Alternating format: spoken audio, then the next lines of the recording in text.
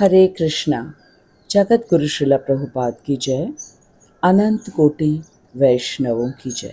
हमारे आचार्यों की अहेतु की कृपा से हम भगवद गीता यथारूप के 9वें अध्याय का अध्ययन कर रहे हैं। विश्वनाथ चक्रवर्ती ठाकुर कह रहे हैं कि प्रभु के दास भगवान की आराधना के लिए जिस ऐश्वर्य को जानने की अपेक्षा करते हैं उसे तथा शुद्ध भक्ति के उत्कर्ष को इस 9वें अध्याय में स्पष्ट रूप से कहा गया है। आज हम इस अध्याय के श्लोक संख्या 2 का अध्ययन करेंगे। राजविद्या राजगुह्यम पवित्रम इदम उत्तमम प्रत्यक्ष अवगमम धर्म्यम सुसुखम कर्तुम अव्ययम। राजविद्या राजगुह्यम पवित्रम इदम उत्तमम प्रत्यक्ष अवगमम धर्म्यम सुसुखम कर्तुम अव्ययम। राजविद्या राजगुह्यम पवित्रम इदम उत्तमम प्रत्यक्ष अवगमम धर्म्यम सुसुखम कर्तुम अव्ययम। इदम यह ज्ञान राजविद्या सभी विद्याओं में श्रेष्ठ, राजगुह्यम गोपनीय विषयों में श्रेष्ठ, उत्तमम पवित्रम अतिशय पवित्र, प्रत्यक्ष अवगमम प्रत्यक्ष अनुभूति का विषय, धर्म्यम धर्म संगत, कर्तुम सुसुखम सुख साध्य, अव्ययम और सनातन है। यह ज्ञान सभी विद्याओं का राजा, गोपनीय विषयों का राजा, अतिशय पवित्र, प्रत्यक्ष अनुभव योग्य, धर्म संगत, बिना कष्ट के साधित होने योग्य और सनातन है। 9वें अध्याय में भगवान अनन्य भक्ति का गुणगान कर रहे हैं, अनन्य भक्ति की महिमा का गुणगान कर रहे हैं। इस अध्याय के पहले श्लोक में भगवान ने अर्जुन से कहा, हे अर्जुन, मैं तुम्हें ये परम गोपनीय ज्ञान इसलिए दे रहा हूँ क्योंकि तुम मुझसे ईर्ष्या नहीं करते हो। इस ज्ञान विज्ञान को जानकर तुम्हारे समस्त दुखों का अंत हो जाएगा। तुम इस दुखमय संसार से मुक्त हो जाओगे। हमारे आचार्य गण कहते हैं कि 9वें अध्याय में प्रयुक्त ज्ञान का अर्थ है भक्ति और विज्ञान का अर्थ है भगवान का प्रत्यक्ष अनुभव।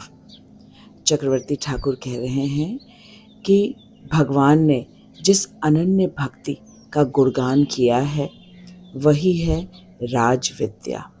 राजविद्या का अर्थ है अनन्य भक्ति।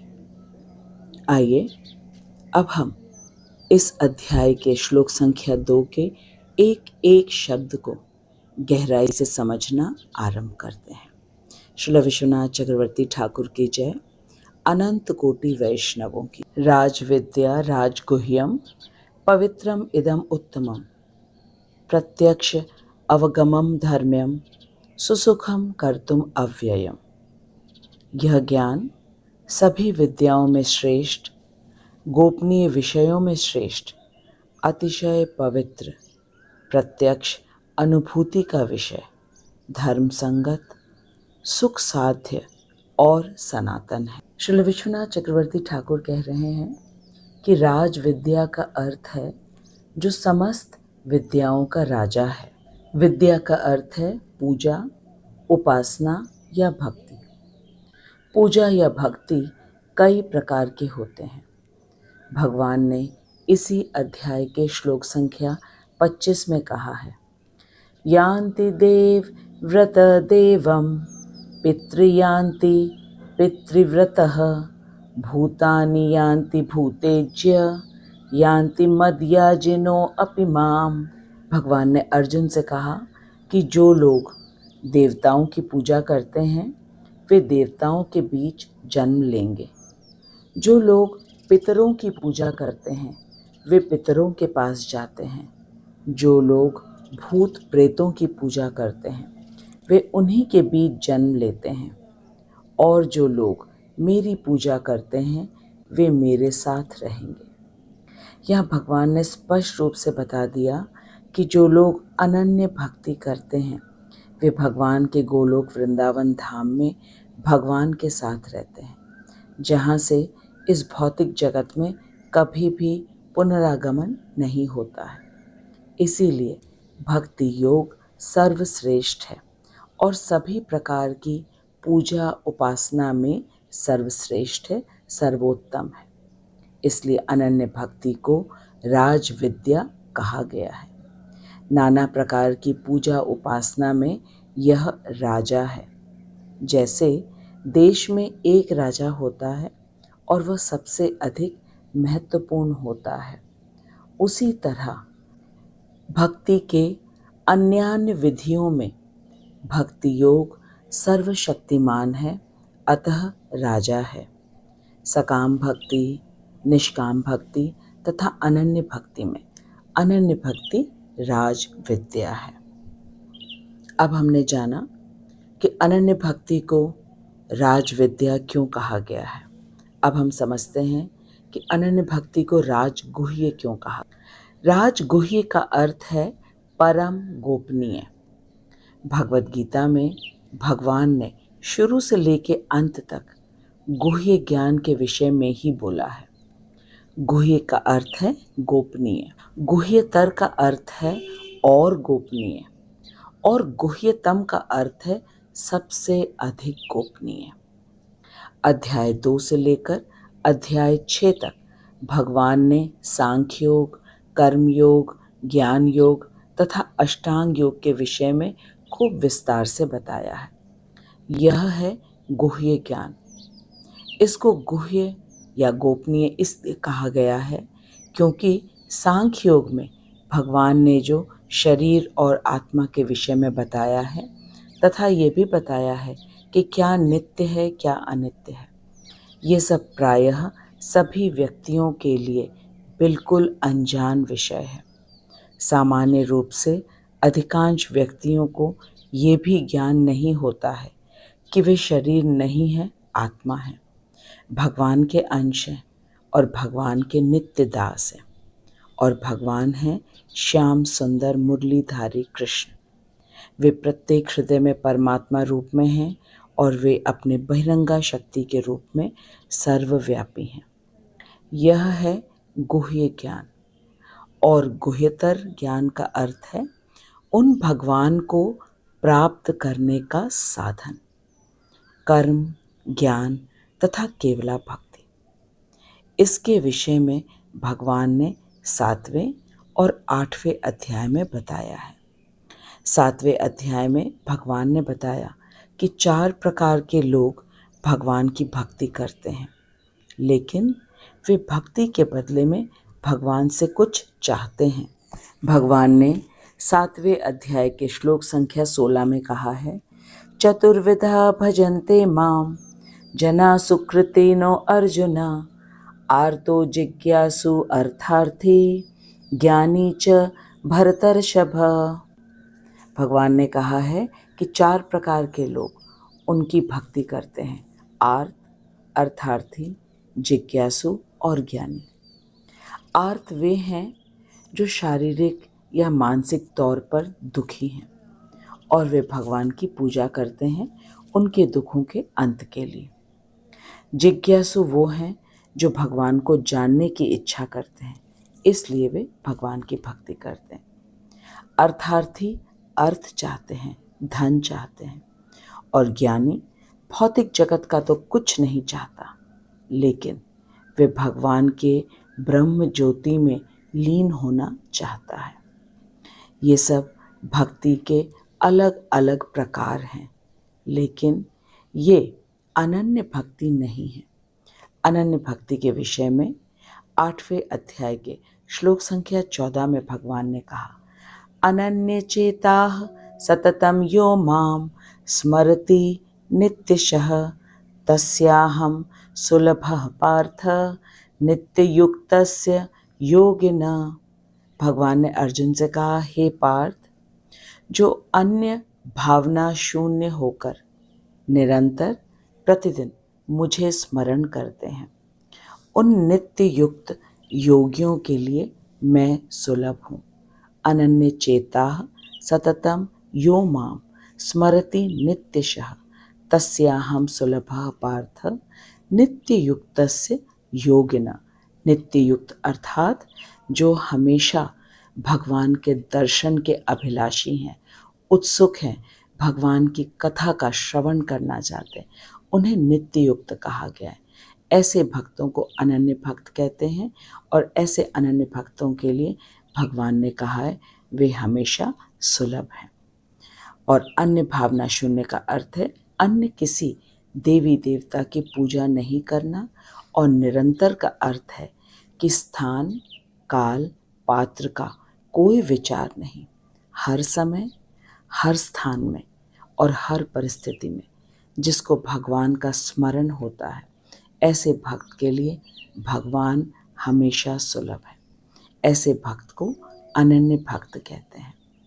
इसी अनन्य भक्ति को राजगुह्य कहते हैं, जिसका गुणगान भगवान 9वें अध्याय में कर रहे हैं। अब हमने जाना कि अनन्य भक्ति राजविद्या है, राजगुह्य में। अब हम देखते हैं कि अनन्य भक्ति उत्तमम पवित्रम किस प्रकार से है। पवित्रम का अर्थ है परम पवित्र करने वाला। कर्मयोग तथा ज्ञान योग से पवित्र होता है व्यक्ति, प्रायश्चित करने से भी पवित्र होता है व्यक्ति, ब्रह्मचर्य का पालन करने से भी व्यक्ति पवित्र होता है, और आत्म साक्षात्कार के ज्ञान से भी व्यक्ति पवित्र होता है। लेकिन इन सभी विधियों से पाप समूल नष्ट नहीं होता है। कहने का तात्पर्य है कि पाप करने की प्रवृत्ति का नाश नहीं होता। पाप दो प्रकार के होते हैं, स्थूल एवं सूक्ष्म। स्थूल पाप वो है जो कार्य में प्रत्यक्ष रूप से दिखता है, जैसे कि मांसाहार करना, मदिरापान करना, जुआ खेलना, झूठ बोलना, ये सब स्थूल पाप है। और सूक्ष्म उसे कहते हैं जो पाप अभी किया नहीं गया है लेकिन मन में है। अनन्य भक्ति के प्रभाव से सूक्ष्म तथा स्थूल पाप दोनों ही समूल नष्ट हो जाते हैं। ऐसा इसलिए होता है क्योंकि जब अनन्य भक्त हमेशा कृष्ण के कथा का स्मरण चिंतन करता रहता है, तब उसके मन में कृष्ण के अलावा कुछ नहीं रहता और कृष्ण उसके पाप करने की प्रवृत्ति को ही जड़ से नष्ट कर देते हैं। श्रील विश्वनाथ चक्रवर्ती ठाकुर कह रहे हैं कि अनन्य भक्ति से जो पापों का क्षय हो जाता है वह उसके आनुषंगिक फल है।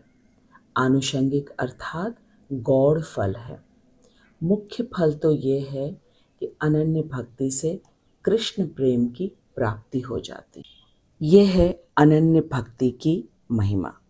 अनन्य भक्ति कर्म और ज्ञान की विधि पर आश्रित नहीं है, हृदय के शुद्धिकरण के लिए। नारद जी ने जब वाल्मीकि जी को राम नाम जप करने के लिए कहा था, तब उन्हें कर्म योग ज्ञान योग की विधि से हृदय शुद्ध करने की आवश्यकता नहीं पड़ी, क्योंकि भगवान का नाम जप करने से स्वतः ही हृदय शुद्ध हो जाता है और हृदय में ज्ञान प्रस्फुटित हो जाता है। यह है अनन्य भक्ति का प्रभाव। हमारे पास मृगारी का भी उदाहरण है, जो कि पक्षियों को अधमरा करके आनंदित होता था। नारद जी ने उसे ओम नमो भगवते वासुदेवाय नमः का मंत्र दिया और वह 1 वर्ष में इतना बदल गया कि अब जब वह चलता है तो वो चींटियों को बचा बचा कर चलता, ताकि उसके पैर के नीचे चींटी ना आ जाए, चींटी आके मर ना जाए। मृगारी के हृदय में इतनी ज़्यादा करुणा और संवेदना आ गई। मृगारी को कर्मयोग करके हृदय स्वच्छ करने की आवश्यकता नहीं पड़ी और ना ही अलग से ज्ञान लेने की आवश्यकता हुई। अनन्य भक्ति के प्रभाव से समस्त पाप नष्ट हो जाते हैं। यही है अनन्य भक्ति का परम पवित्रम गुण। श्रीपाद मधुसूदन सरस्वती कहते हैं, हजारों जन्मों से संचित समस्त प्रकार के पाप समूह के स्थूल एवं सूक्ष्म अवस्थाओं तथा उनके कारण अज्ञान को निमेष मात्र में छेदन कर देने वाली है ये अनन्य भक्ति। अतएव यह सर्वोत्तम पावन है। श्रील विश्वनाथ चक्रवर्ती ठाकुर कह रहे हैं कि श्रीमद् भागवत के छठे स्कंद के पहले अध्याय के श्लोक संख्या 15 और 16 में कहा गया है, केचित् केवलया भक्त्या वासुदेव परायणाः न तथा हि आद्यवान राजन पूयेत तप आदिभिः। केवला भक्ति के आनुषंगिक फल से ही पापों का समूल ध्वंस हो जाता है, अर्थात पाप करने की वासना भी नष्ट हो जाती है। भक्ति के अतिरिक्त प्रायश्चित, ब्रह्मचर्य, तपस्या आदि के द्वारा ये संभव नहीं है। इसका यह अर्थ हुआ कि एकमात्र अनन्य भक्ति है जो पापों को समूल नष्ट कर देती है, पाप करने की वासना को भी नष्ट। भक्ति रसामृत सिंधु में कहा गया है कि केवला भक्ति को सर्वप्रथम क्लेशधग्नि कहा गया है। क्लेशधग्नि का अर्थ है कि पाप, पाप बीज, अविद्या, प्रारब्ध, अप्रारब्ध सबको संपूर्ण रूपेण विनाश करने वाली है ये अनन्य भक्ति। ये पाप, पाप बीज, अविद्या, प्रारब्ध और अप्रारब्ध ये अलग अलग प्रकार के पाप हैं जो कि कुछ बीज के रूप में होते हैं, कुछ हमें इस जीवन में भोगने के लिए प्रारब्ध के रूप में मिलते हैं और जो अभी हमें नहीं मिल रहे हैं वो अप्रारब्ध के रूप में संचित रहते हैं। इन सभी का समूल नष्ट हो जाता है अनन्य भक्ति करने से। अप्रारब्धम फलम पापम कूटम बीजम फलोन्मुख क्रमणैव प्रलीयते विष्णुर्भक्तिरतात्मनाम। कि विष्णु भक्ति करने से समस्त प्रकार के पाप कैसे भी पाप हो, अप्रारब्ध हो, प्रारब्ध हो, कूट हो, बीज हो, ये सब के सब पूर्ण रूप से नष्ट हो जाते हैं एकमात्र अनन्य भक्ति करने से। यह अनन्य भक्ति की महिमा है। अनन्य भक्ति की महिमा में अब विश्वनाथ चक्रवर्ती ठाकुर कह रहे हैं कि केवला भक्ति केवल स्थूल और सूक्ष्म उपाधियों को ही पवित्र नहीं करती। स्थूल और सूक्ष्म उपाधि का अर्थ है जो शरीर के आधार पर, स्थूल शरीर के आधार पर हम अपने आप को ब्राह्मण समझते हैं, क्षत्रिय समझते हैं, भारतीय समझते हैं या अमेरिकी समझते हैं, ये हुई हमारी स्थूल उपाधि। और सूक्ष्म उपाधि हम अपने आप को डॉक्टर समझते हैं, इंजीनियर समझते हैं, इन सब को कहते हैं सूक्ष्म उपाधि।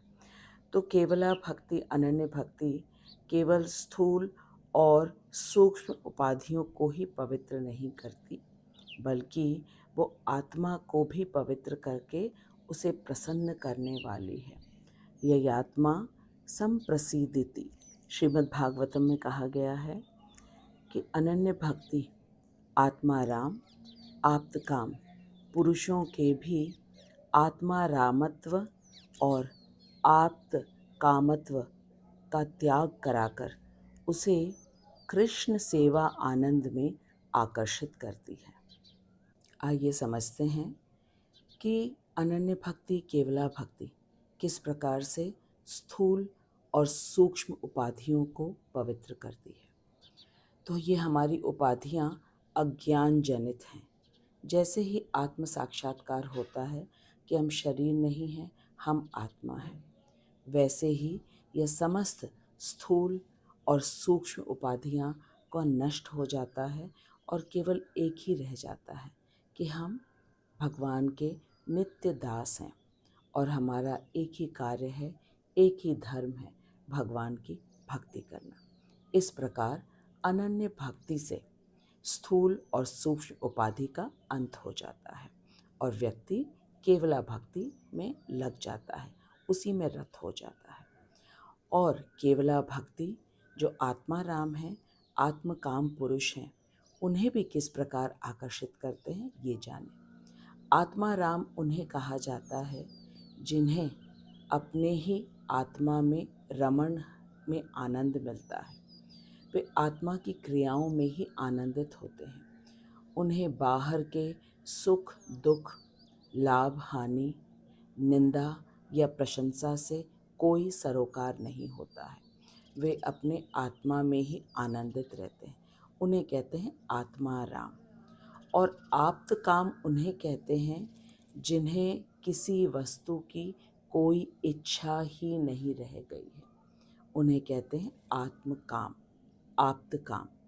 तो ऐसे आत्मा राम और आप्त काम जिन्हें न तो बाहरी वस्तु की आवश्यकता है और वे अपने ही आत्मा में आनंदित रहते हैं, ऐसे साधु पुरुष, ऐसे योगी जनों को भी कृष्ण सेवा आनंद आकर्षित कर लेता है, अर्थात अनन्य भक्ति उन्हें आकर्षित कर लेता है। यही है अनन्य भक्ति की महिमा। और ऐसे आत्माराम और आप्तकाम व्यक्ति भी, आप्तकाम और आत्मानाम पुरुष भी भगवान की कथा श्रवण करने में आनंदित होते हैं। और कथा श्रवण करना ही भक्ति का पहला चरण है। इसी को कहते हैं कि केवला भक्ति पवित्रम उत्तमम है। अब हमने केवला भक्ति, अनन्य भक्ति को राजविद्या, राजगुह्यम, पवित्रम, उत्तमम क्यों कहते हैं, खूब विस्तार से हमने समझा। अब हम समझेंगे अनन्य भक्ति किस प्रकार प्रत्यक्ष अवगमम धर्म्यम सुसुखम कर्तुम अव्ययम है। प्रत्यक्ष अवगमम का अर्थ है प्रत्यक्ष अनुभव कराने वाला, अर्थात सर्वधर्म फल प्रदान करने वाला और धर्म संगत। कर्तुम सुसुखम अर्थात सुखपूर्वक साध्य। और ये अनन्य भक्ति का अव्यय नहीं होता, ये अनन्य भक्ति कभी भी समाप्त नहीं होता, ये अनन्य भक्ति सनातन है। आइए अब हम समझना आरंभ करते हैं कि किस प्रकार अनन्य भक्ति प्रत्यक्ष अवगमम करा। जिस प्रकार माता शबरी को प्रत्यक्ष रूप से अनुभव हुआ भगवान राम को बेर खिलाने का, विदुरानी ने भगवान को प्रत्यक्ष रूप से केले के छिलके खिलाए। मृगारी, ध्रुव महाराज, प्रहलाद, केवट आदि सभी भक्तों को भगवान का प्रत्यक्ष अनुभव हुआ और भगवान के शुद्ध भक्तों का भी प्रत्यक्ष अनुभव हुआ। यही अनन्य भक्ति में संभव है और ये अनुभव कर्म या ज्ञान और ध्यान से कभी भी संभव नहीं है। श्रील विश्वनाथ चक्रवर्ती ठाकुर कहते हैं कि जिस प्रकार भोजनकारी व्यक्ति को प्रत्येक ग्रास के साथ साथ तुष्टि, पुष्टि और क्षुधा निवृत्ति होती है, अर्थात जो भोजन कर रहा है उसकी प्रत्येक ग्रास के साथ उसे तुष्टि मिलती है, पुष्टि मिलती है और वह भूख से निवृत्त होता है। ठीक उसी प्रकार साधक भक्त को भजन काल में ही, अर्थात साधन की अवस्था में ही भक्ति, इष्ट देव की अनुभूति और विषयों से विरक्ति का अनुभव होता है। यह सब कुछ एक साथ ही अनुभव होता है। भक्ति, इष्ट देव की अनुभूति और भौतिक विषयों से विरक्ति का अनुभव होता है। श्रीमद् भागवतम में बताया है, भक्ति परेश अनुभवो विरक्ति अन्यत्र चैष त्रिक एक कालः प्रपद्यमानस्य यशनतः स्युः तुष्टिः पुष्टिः क्षुदपायो अनुधासमा। इसका अर्थ है कि भक्ति करने से, अनन्य भक्ति करने से परेश का अनुभव होता है। परेश अर्थात भगवान का अनुभव होता है, भौतिक वस्तुओं से विरक्ति होती है, और ये उसी व्यक्ति को होता है जो भगवान के शरणागत होता है, अर्थात जो भगवान का अनन्य भक्त है। ये उसी प्रकार है जिस प्रकार भोजन करने से स्वतः ही तुष्टि मिलती है, पुष्टि मिलती है और भूख से निवृत्ति हो जाती है। चक्रवर्ती पाद कहते हैं कि भक्ति के अतिरिक्त कर्म, योग, ज्ञान आदि से साधकों को ऐसा प्रत्यक्ष अनुभव नहीं होता है। ब्रह्मसूत्र में भी कहा गया है, प्रकाशश्च कर्मण्य अभ्यासात्, अर्थात भक्ति में इतना सामर्थ्य है कि वो भक्ति के प्रारंभ करने मात्र से अपना अनुभव प्रदान करती है। अब हमें स्पष्ट रूप से केवला भक्ति के सामर्थ्य का पता चला। हमें बिल्कुल समझ में आ गया कि जो भी व्यक्ति भक्ति करता है उसे प्रत्यक्ष रूप से भगवान के कथा कीर्तन में रुचि तथा सांसारिक वस्तुओं और व्यक्तियों से विरक्ति अपने आप ही अनुभव होता है। उसे किसी से यह पूछने की आवश्यकता नहीं है कि उसकी भक्ति ठीक से हो रही है या नहीं। ये बात बिल्कुल प्रत्यक्ष अनुभव किया है सभी ने। जब किसी का पेट भर जाता है तो वो किसी से नहीं पूछता है कि उसका पेट भरा है या नहीं। वह अपने माता पिता से नहीं पूछता, यहाँ तक कि अपने गुरु से भी नहीं पूछता है कि उसका पेट भरा है या नहीं, बल्कि वह स्वयं ही जान लेता है। ठीक इसी तरह जो व्यक्ति अनन्य भक्ति की क्रियाओं में लगा है, फिर उसे भौतिक जगत से विरक्ति अपने आप ही हो जाता है, क्योंकि उसे आध्यात्मिक पोषण मिल रहा है जिससे वह सदा सर्वदा संतुष्ट रहता है। यही है भक्ति का प्रत्यक्ष अनुभव।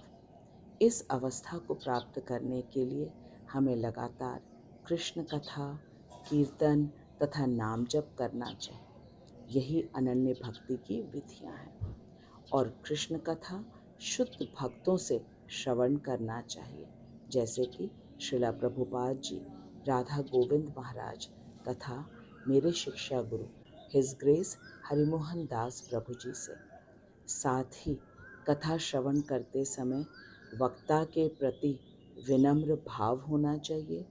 कथा सुनने में प्रचुर उत्सुकता होनी चाहिए और साथ ही कथावाचक के प्रति पूर्ण श्रद्धा, विश्वास होना चाहिए। ऐसा करने से अनन्य भक्ति से भगवान का प्रत्यक्ष अनुभव होता है। आइए अब हम ये समझते हैं कि अनन्य भक्ति या केवला भक्ति किस प्रकार सर्वधर्म फलप्रद है, अर्थात केवला भक्ति करने से सभी धर्मों का फल किस प्रकार प्राप्त हो जाता है। श्री विश्वनाथ चक्रवर्ती ठाकुर कह रहे हैं कि भक्ति का अनुष्ठान करने से समस्त धर्मों का संपूर्ण फल तथा इसके अतिरिक्त वेद, उपनिषद आदि श्रुतियों के द्वारा भगवत प्रेम की प्राप्ति हो जाती है।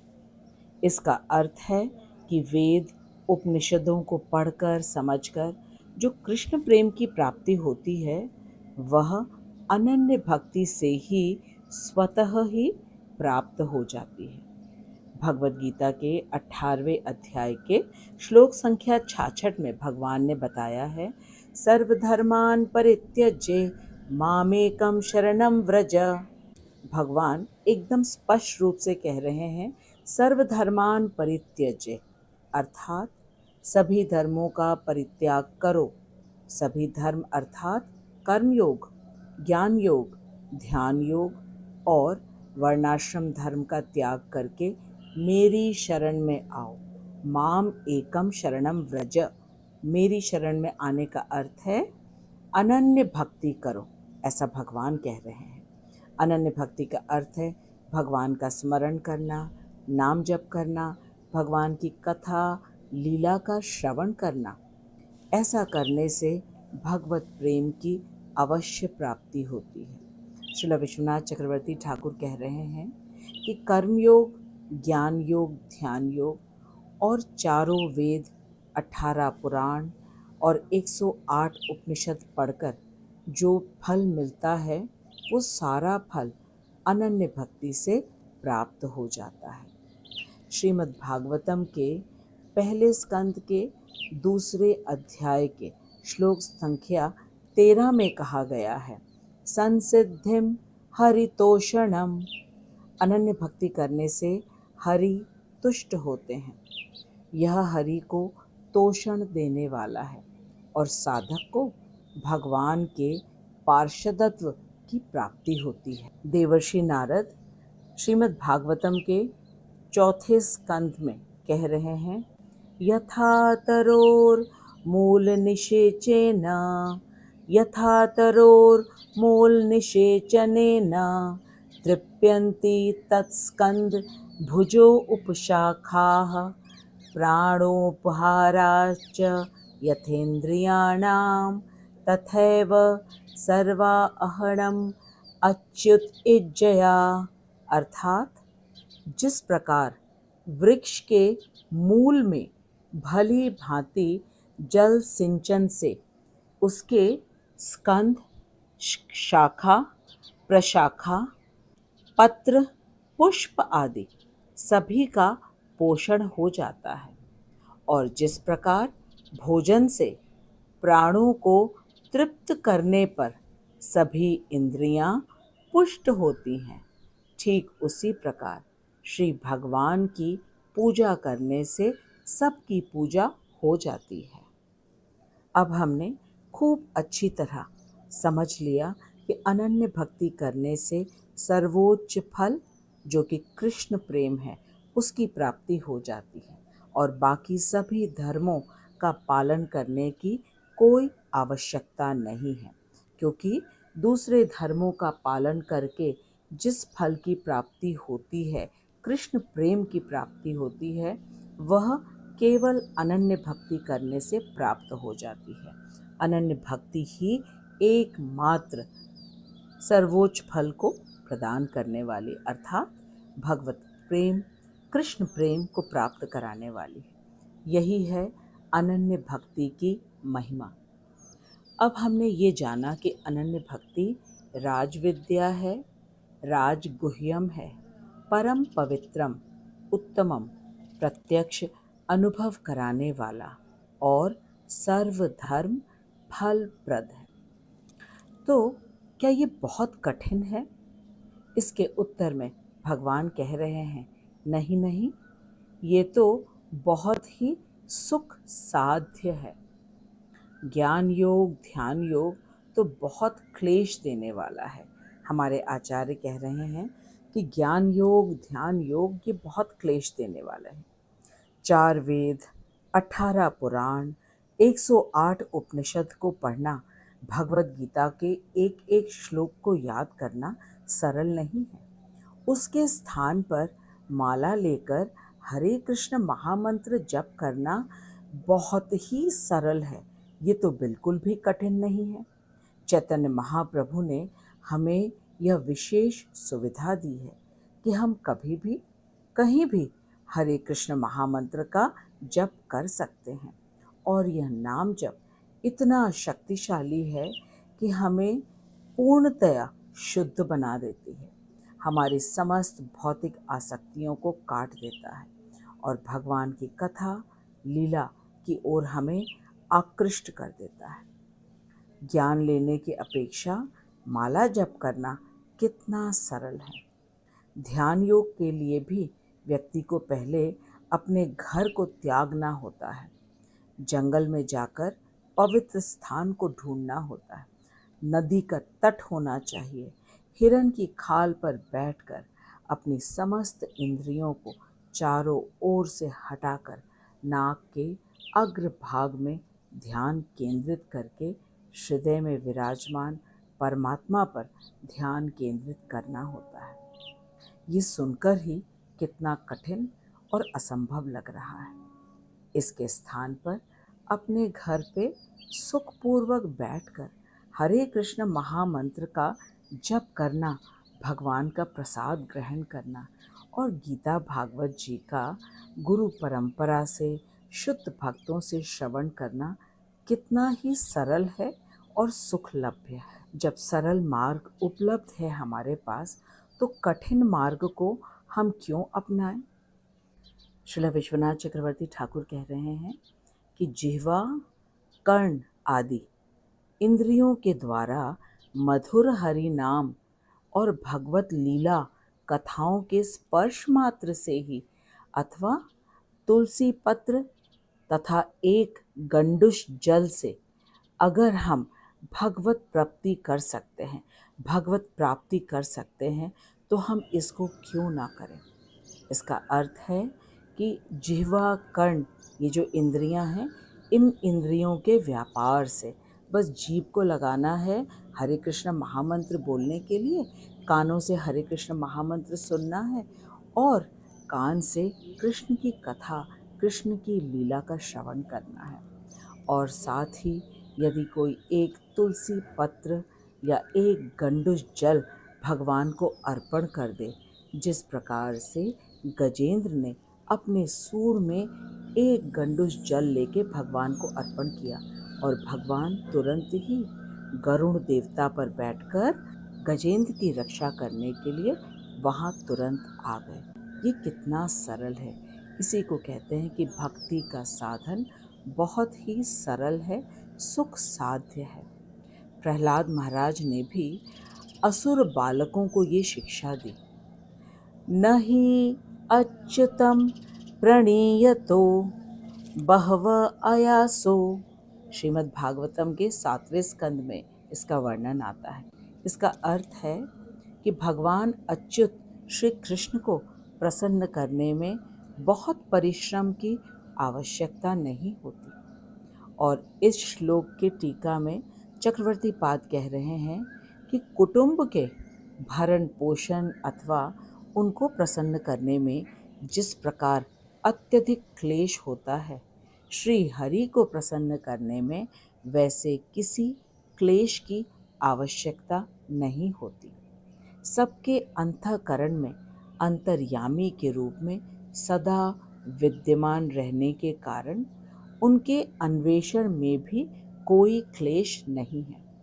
बिल्कुल ये सोचने की बात है कि भगवान तो एक तुलसी दल से और एक चुल्लू जल से प्रसन्न हो जाते हैं और उनके अन्वेषण अर्थात उन्हें ढूंढने की भी आवश्यकता नहीं है, क्योंकि सबके अंतःकरण में भगवान परमात्मा रूप में बैठे हुए हैं।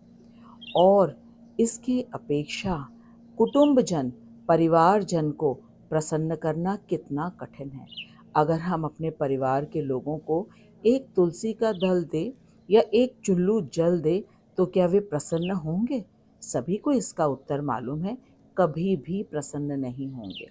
और हमारे कुटुंबजन हमेशा हमें कहाँ मिलते हैं? भगवान तो हमेशा ही हमारे हृदय में विद्यमान है।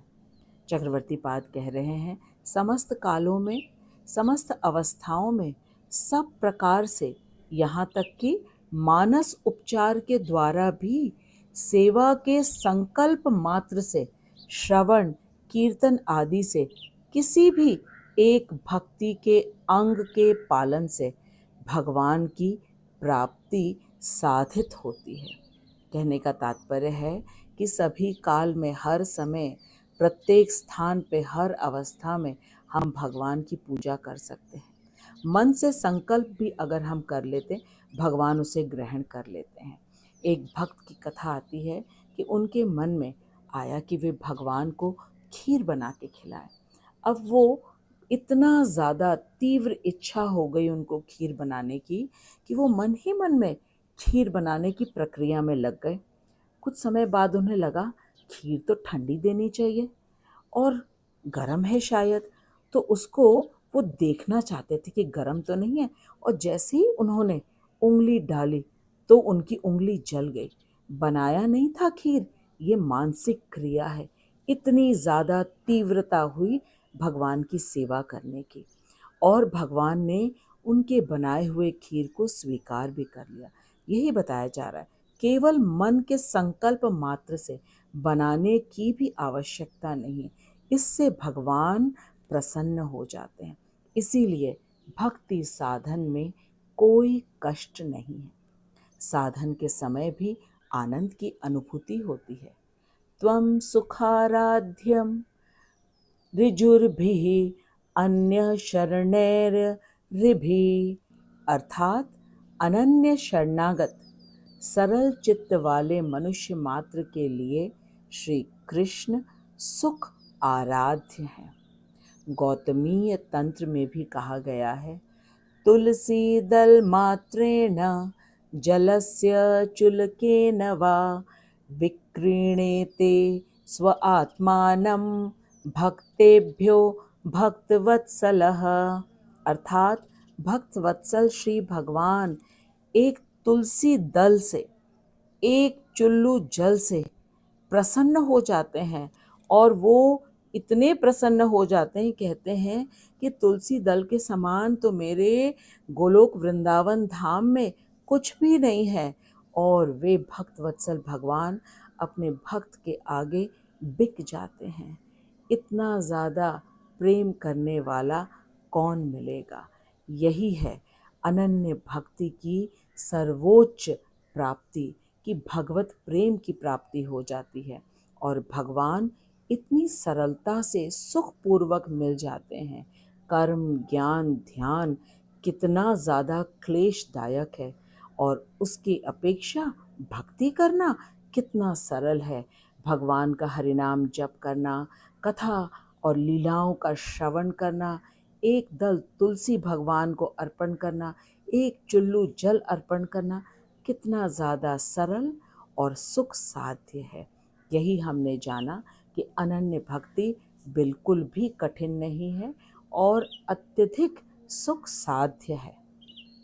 अब हम सभी को ये पूर्ण रूप से विश्वास हो गया कि अनन्य भक्ति कितनी सरलता से की जा सकती है।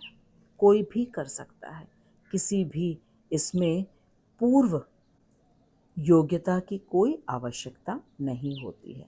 बस एक बात का ध्यान रखना है कि भक्ति अनन्य होनी चाहिए। हमारे मन में कृष्ण को सुख और कृष्ण को प्रसन्न करने के अलावा कोई और इच्छा अभिलाषा नहीं होनी चाहिए। अन्य अभिलाषा शून्य। तेरा सुख चाहूं, बस ऐसा बना दे। यही है अनन्य भक्ति। अब हम आज के श्लोक के अंतिम शब्द को समझेंगे। अनन्य भक्ति के सबसे महत्वपूर्ण और सबसे विशेष गुण को अब हम जानने वाले हैं। वह गुण है अव्ययम। अव्ययम अर्थात जो कभी समाप्त ना हो। आइए समझते हैं कि अनन्य भक्ति को अव्ययम क्यों कहा गया है। अन्य जो विधियां हैं उनमें कर्म ज्ञान ध्यान योग सभी नश्वर है। कर्म योग की सिद्धि है हृदय को पवित्र करना। हृदय के शुद्ध होने के बाद कर्म योग को छोड़कर ज्ञान योग आरंभ किया जाता है। जब ये ज्ञान हो जाता है कि कृष्ण तीनों लोकों के परम स्वतंत्र भगवान हैं, वे प्रत्येक जीवात्मा के हृदय में परमात्मा रूप में विराजमान हैं तथा अपनी बहिरंगा शक्तियों के माध्यम से वे हर जगह व्याप्त हैं, सर्वव्यापी। साथ ही जब ये ज्ञान हो जाता है कि जीवात्मा नित्य कृष्ण दास है, तो अब व्यक्ति हृदय में विराजमान परमात्मा को अष्टांग योग के माध्यम से देखने का प्रयास अभ्यास साधना करता है। इस प्रकार कर्म योग ज्ञान योग तथा ध्यान योग के क्रम से अभ्यास करके व्यक्ति भक्ति योग की ओर अग्रसर होता है। भक्ति योग की विधि है श्रवण, कीर्तन, स्मरण, वंदन, अर्चन, दास्य, सख्य, आत्मनिवेदन। इनमें से एक विधि या सारी विधियां अपने में पूर्ण है भगवत प्रेम प्राप्त कराने में। साधक साधन अवस्था में भी इन्हीं विधियों का पालन करता है और सिद्धावस्था में भी यही करता है, अर्थात भक्ति कभी समाप्त नहीं होती। बाकी सभी जो विधियां हैं उनका आदि और अंत होता है, लेकिन भक्ति बद्धावस्था से लेकर मुक्तावस्था तक ऐसे ही चलती रहती। इसीलिए भक्ति अव्यय है, इसका व्यय कभी नहीं होता है। आज हमने भगवद गीता के 9वें अध्याय का, जो कि परम गुह्य ज्ञान है, इसके श्लोक संख्या 2 का एक एक शब्द का हमने खूब गहराई से अध्ययन किया है। राजविद्या राजगुह्यम पवित्रम इदम उत्तमम प्रत्यक्ष अवगमम धर्मम सुसुखम कर्तुम अव्ययम। यह ज्ञान सभी विद्याओं में श्रेष्ठ राजविद्या, गोपनीय विषयों में श्रेष्ठ राजगुह्यम, अतिशय पवित्र उत्तमम पवित्रम, प्रत्यक्ष अनुभूति का विषय प्रत्यक्ष अवगमम, धर्म संगत धर्म्यम, सुख साध्य कर्तुम सुसुखम और सनातन है अव्ययम। हमने एक एक शब्द को श्रील विश्वनाथ चक्रवर्ती ठाकुर के अन्वय, अनुवाद, भाव अनुवाद को पढ़ करके समझा है। अब हम अगले सप्ताह श्रील प्रभुपाद जी के तात्पर्य को पढ़ेंगे। हम सभी श्रील प्रभुपाद जी, श्रील विश्वनाथ चक्रवर्ती ठाकुर और मेरे शिक्षा गुरु हिज ग्रेस हरिमोहन दास प्रभु जी के अहेतु की कृपा के लिए, उनके लिए हमारे मन में असंख्य असंख्य असंख्य कोटि कोटि कोटि प्रणाम और धन्यवाद है। उनकी अहेतु की कृपा से हम इस 9वें अध्याय के परम गुह्य ज्ञान को इतनी सरलता से समझ पा रहे हैं। मैं आपको भी हृदय से धन्यवाद देती हूँ कि आप इतनी एकाग्रता से, एकाग्र चित्त होकर के और पूर्ण श्रद्धा से, निष्ठा से, विश्वास से भगवान के एक एक वचन का श्रवण कर रहे हैं। यदि आपके मन में कोई भी प्रश्न हो, अवश्य पूछिएगा कमेंट बॉक्स में लिख के। मैं आपके प्रश्नों का उत्तर देने का पूर्ण प्रयास करूंगी। अब हम अगले सप्ताह मिलेंगे, श्रील प्रभुपाद जी के तात्पर्य को हम पढ़ेंगे, तब जाकर हमारा 9वें अध्याय का ये दूसरा श्लोक पूर्ण होगा। तब तक आप खूब हृदय से, खूब प्रेम से, खूब आनंद से हरे कृष्ण महामंत्र का जप करिए।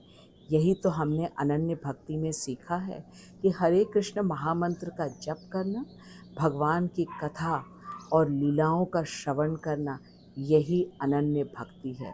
इसी को राजविद्या राजगुह्यम परम पवित्रम उत्तमम, प्रत्यक्ष अनुभव कराने वाला, धर्म संगत, समस्त धर्मों का फल दिलाने वाला और सुसुखम, बहुत ही सुखपूर्वक किया जाता है।